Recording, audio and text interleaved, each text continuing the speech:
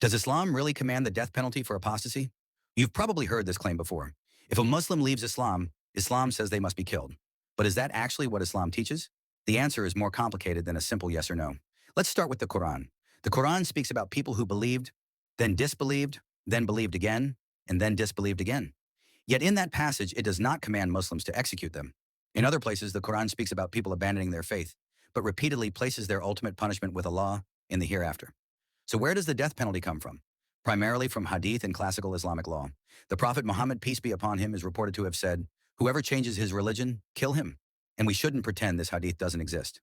Classical Muslim jurists took it seriously. The major schools of Islamic law developed rulings in which apostasy could carry the death penalty, although they disagreed over important details and procedures. But here's where context becomes important. In the world of early Islam, religion wasn't simply something you privately selected on a form.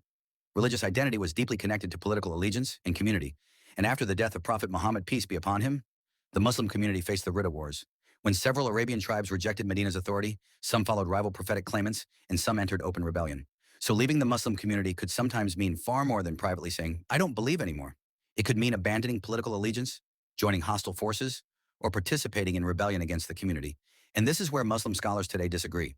Some maintain the traditional position that deliberate apostasy itself can carry a legal death penalty under an Islamic government and judicial process. Others argue that the Prophet's peace be upon him, punishments concerned apostasy connected with treason, warfare, or active hostility, not simply changing one's personal belief.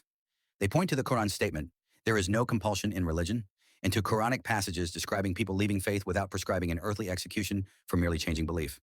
So does Islam really command Muslims to kill anyone who stops believing? It is misleading to answer that with a simple sentence. There is a real classical legal tradition prescribing capital punishment for apostasy. That history should not be erased. But there is also a serious debate about what conduct those rulings addressed, how the hadith should be understood alongside the Quran, and whether private disbelief is the same thing as political betrayal or rebellion. And one thing is absolutely important. This was never permission for ordinary Muslims to hunt down or punish people themselves.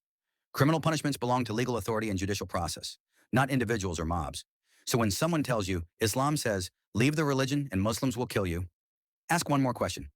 Are we talking about changing a belief or committing an act against a political community?